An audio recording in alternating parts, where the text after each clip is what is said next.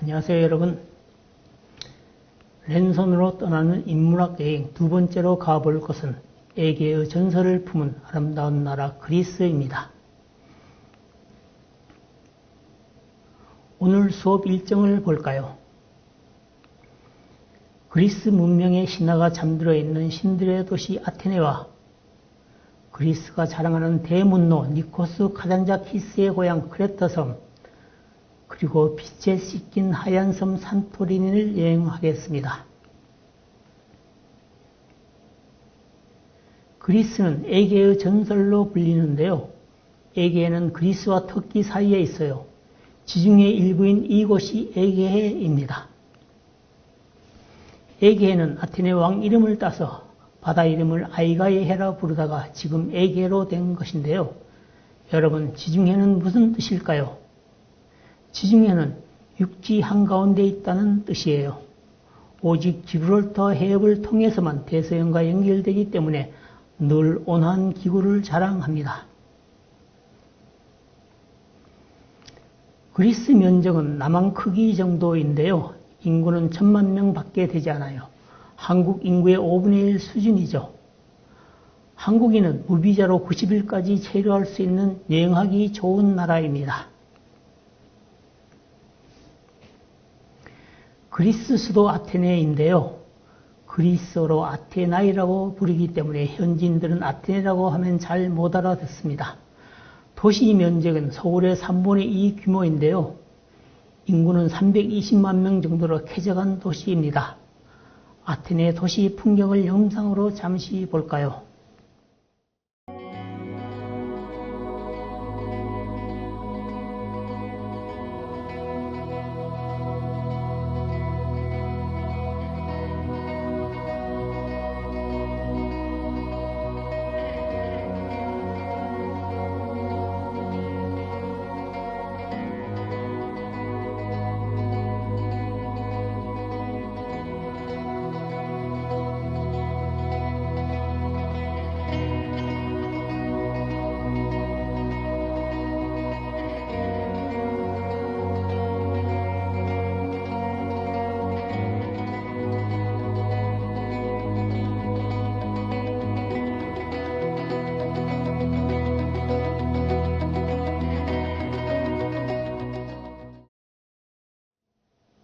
여러분, 아테네 모습이 어땠나요?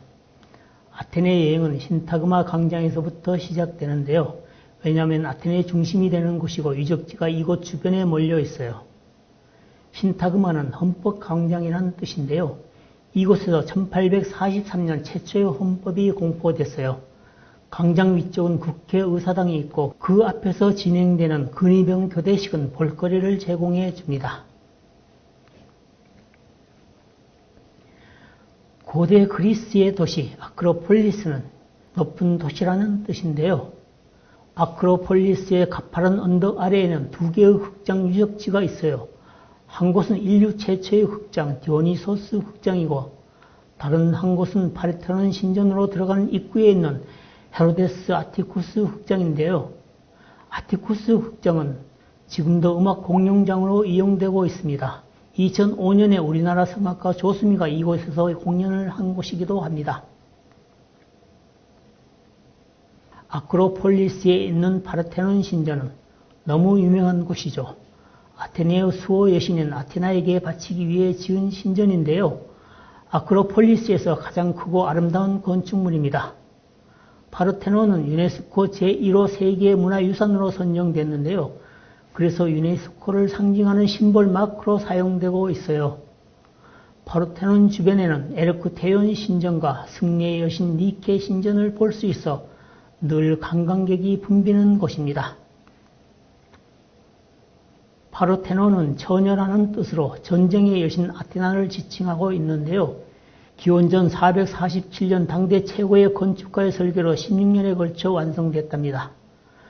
하지만 1687년 오스만 제국 때 파르테논 신전 안에 쌓아놓은 하약 더미가 베네치아군의 포격으로 폭발하면서 신전이 크게 훼손되었는데요. 1975년부터 보수 공사가 이루어지고 있는데 지금까지 공사가 진행되고 있습니다. 미국 테네시주 내슈빌에 가면 실물 크기의 웅장한 파르테논 신전을 볼 수 있답니다. 아크로폴리스에서는 도시를 내려다 볼 수 있는데요. 아래쪽 넓은 공터에 높게 솟은 돌기둥이 눈길을 끄는데요. 바로 올림피아 제우스 신전입니다. 제우스는 신들의 왕이죠. 그래서 제우스를 섬기기 위해 그리스에서 가장 큰 신전을 지었는데요. 돌기둥이 84개였는데 지금은 15개만 남아 있습니다. 제우스 신전 바로 앞에 하드리아누스 개선문을 볼 수 있는데요. 이 개선문은 130년의 로마 황제 하드리아누스 방문을 기념하기 위해 건립한 문이랍니다. 아크로폴리스를 내려오면 아고라를 만나는데요. 아고라는 함께 모이다라는 뜻입니다. 시장을 지칭하죠. 지금 돌 무더기만 덩그러니 남아있는 이곳은 고대 그리스의 대표적인 철학자 소크라테스가 있었던 곳인데요. 소크라테스는 너 자신을 알라라는 유명한 말을 남겼죠. 소크라테스는 기원전 5세기경 시장에 나온 사람들과 철학적 대화를 나누는 것으로 일가를 삼았던 분인데요. 그는 말년에 아테네의 정치 문제에 연루되어 안타깝게 사형 판결을 받게 됩니다. 아테네 학당 앞에는 두 개의 동상을 볼 수 있는데요. 오른쪽이 소크라테스고 왼쪽은 그의 제자 플라톤 동상입니다. 소크라테스는 신성모독과 청년들을 현혹한다는 제목으로 사형 판결을 받고 감옥에 수감되어 있다가 독이 든 당근즙을 마시고 71세 일기로 사망하게 되는데요. 이 소크라테스 변론이란 책은 제자 플라톤이 소크라테스가 법정에서 자신의 입장을 변호한 내용을 기술한 책인데요. 여러분이 꼭 읽어봐야 할 책입니다. 아테네는 넓은 도시라서 걸어서 여행하기 힘든 곳이죠. 그래서 편하게 둘러볼 수 있는 시티 투어를 이용하면 바닷가까지 가볼 수 있어요. 아테네 여행을 마치고 산토리니로 가기 위해서는 비행기를 타거나 아닌 배를 타야 하는데요. 배를 타기 위해서는 피레우스 항구로 가야 합니다. 피레우스 항구는 아테네에서 지하철로 버스를 타면 30분 정도면 갈 수 있어요. 피레우스 항구는 그리스에서 가장 큰 항구로 해마다 2천만 명 이상의 승객들이 이 항구를 이용합니다. 그럼 아테네를 떠나기 전에 그리스가 자랑하는 아크로폴리스를 영상으로 볼까요?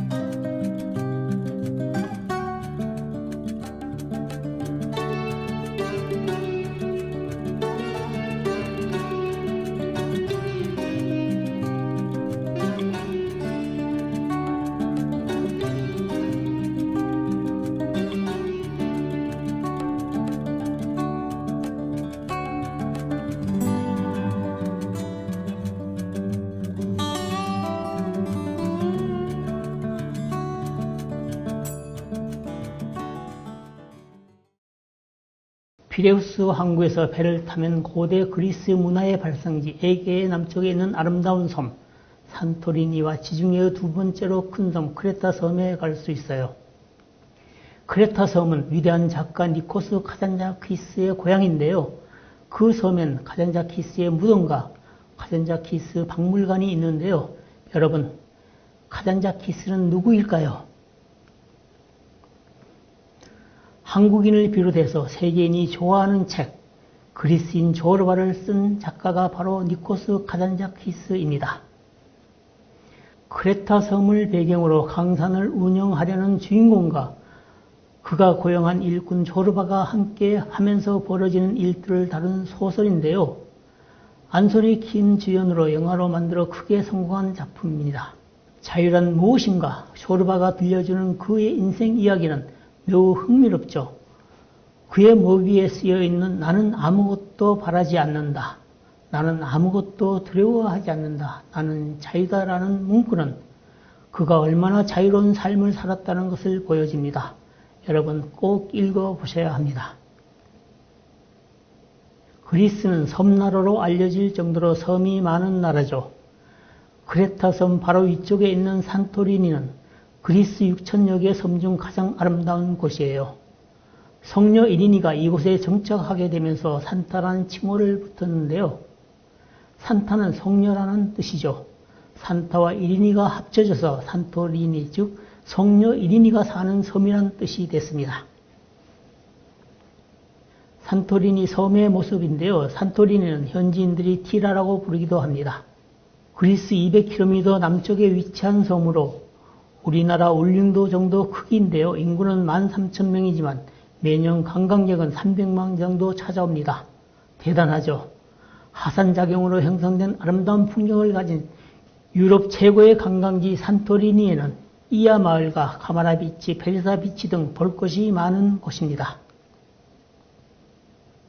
산토리니 작은 섬에 다양한 색상의 해변을 만나볼 수 있습니다. 섬 남쪽에 붉은색 모래가 깔린 레드비치가 있는데요. 레드비치는 물이 맑아 스노클링 장소로 유명한 곳이고 그 옆에 하얀색 모래로 형성된 화이트 비치가 있습니다. 산토리니 남동쪽에 있는 페리사 비치는 검은 모래 해변으로 유명한데요. 윈드서핑, 워터스키 등 해양 스포츠를 즐길 수 있는 곳입니다. 모래만 검을 뿐 물은 맑고 깨끗합니다. 작은 섬에 붉은색, 흰색 그리고 검은색의 해변을 볼 수 있는 재미있는 곳이네요. 페리사 비치 위쪽에 있는 카마리 해변은 산토리니 섬에서 가장 인기가 좋은 해변인데요. 티라산을 등지고 있어 넓고 아늑하고 해수욕하기 좋은 곳이라 사람들이 많이 몰려옵니다. 제가 1월 달에 방문했는데 해수욕을 즐기는 사람들을 간혹 볼 수 있을 정도로 날씨가 따뜻했어요. 이제 본격적으로 아름다운 산토리니 모습을 돌아볼까요? 산토리니 중앙에 위치한 문화와 상업 중심지 피라 마을인데요. 피라 마을은 산토리니를 방문하는 사람들이 가장 먼저 찾아오는 곳이에요. 왜냐하면 산토리니 각지로 가는 버스가 이곳에서 기점으로 하기 때문인데요. 여기에 숙소를 잡으면 어디든지 쉽게 갈 수 있습니다. 산토리니는 온통 흰색 집들이 모여있는 섬으로 유명하죠. 왜 주민들이 흰 색깔을 집에 칠했을까요? 처음 지중해 햇빛이 너무 뜨거워 집을 흰색으로 칠해봤는데요. 햇빛을 차단해주는 효과가 있었어요. 그래서 집들이 흰색으로 하나둘 바뀌면서 섬 전체가 흰 빛깔로 탈바꿈되었습니다. 요즘은 페인트 값을 정부에서 지원하면서까지 산토리니를 관리하고 있는데요. 색이 더러워지면 벌금을 부과할 정도로 엄격하답니다. 또한 주민들이 산토리니 가이드 메뉴를 잘 지키고 있기 때문에 세계인이 찾아오는 명소가 됐습니다. 산토리니를 드나드는 여객선이 대형화되면서 신항구가 새로 생겼는데요. 피라 마을 옆에 있는 이 항구는 작은 배만 이용하는 항구가 되었는데요. 하지만 여전히 여행객들은 옛 정치를 보려고 옛 항구로 내려가기도 하죠. 300m 하사남 절벽 아래로 가기 위해서 케이블카나 당나귀 택시를 이용합니다. 피라 마을에서 찍은 아름다운 밤의 전경인데요. 이 사진을 보시면 많은 사람들이 산토리니를 찾아오는 이유를 알겠죠. 피라 마을을 지나면 피로스테파니 마을에 도착하는데요. 피라 마을 골목길을 따라 조금만 올라가면 됩니다. 지중해 푸른 빛깔과 흰색이 잘 어울리는 마을이죠. 피로스테파니 마을에서 이어지는 이메로 비글리 마을은 가장 산토리니다운 사진을 찍을 수 있는 곳이랍니다. 산토리니를 상징하는 흰색과 파란색을 잘 보존하고 있는 마을인데요. 이곳을 지나는 여행객들은 사랑의 자물쇠나 온갖 기념물을 걸어둡니다. 산토리니는 빛에 씻긴 섬이라고 불리죠. 온통 하얀 집, 하얀 골목, 담장 등 눈부신 풍경을 지닌 그리스가 자랑하는 섬인데요. 정말 어디를 둘러봐도 티끌 하나 묻어있지 않는 깨끗한 섬이었어요. 산토리니 섬 최북단에 있는 이하 마을은 많은 방문객이 늘 북적이는 곳인데요. 왜냐하면 산토리니 최고의 석양을 볼 수 있는 곳이기 때문입니다. 많은 사람들이 몰리다 보니 숙소와 물가가 가장 비싼 곳이기도 합니다.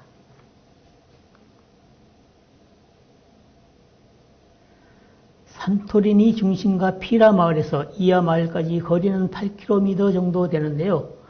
걸어서 가면 1시간 반 정도 걸리기 때문에 주로 버스를 타고 이동합니다. 이하 마을은 산토리니의 마지막 코스로 알려질 정도로 절벽 위에서 내려다보는 지중해 풍경이 너무 아름다워 여행객들이 꼭 가고 싶어 하는 곳입니다.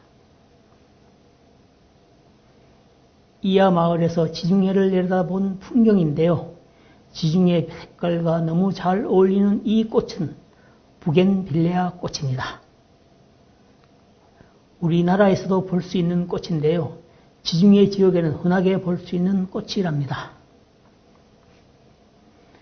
그리스인 조르바를 쓴 대문노 니코스 카잔자키스가 죽기 전에 에게를 여행할 행운을 누리는 사람은 복이 있다라고 말했을 정도로 산토리니는 에게를 대표하는 섬입니다. 산토리니는 물가가 좀 비싼 편입니다. 섬 아래 지역은 싸지만 관광지가 몰려있는 북쪽으로 갈수록 비싼데요. 그중 이하 마을은 숙박비가 가장 비싼 곳이기도 합니다. 신혼여행을 이곳에 많이 가는데요. 1박에 100만 원 이상 되는 숙소도 많이 있습니다.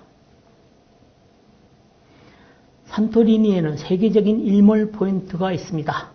로마 시대 때 망루로 쓰였던 글라스 성체인데요. 이곳에서 지중해로 지는 해와 붉은 노을에 물드는 하얀 집들을 볼 수 있어요. 일몰 시간 1시간 전에 와야 자리를 잡을 수 있습니다. 노을과 함께 금빛으로 물들어가는 하얀 섬의 모습인데요. 오늘 마지막 영상입니다. 한국인들이 꼭 가보고 싶어하는 산토리니의 아름다운 풍경을 함께 보실까요?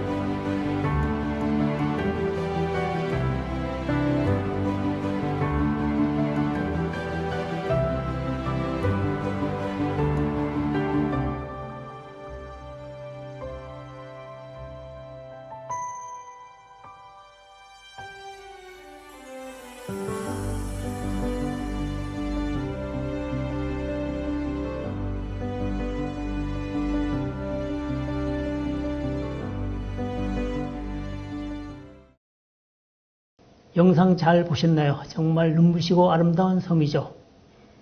2차시까지 함께 해준 여러분 감사합니다. 랜선으로 떠나는 인문학 여행을 모두 마칩니다. 안녕히 계세요.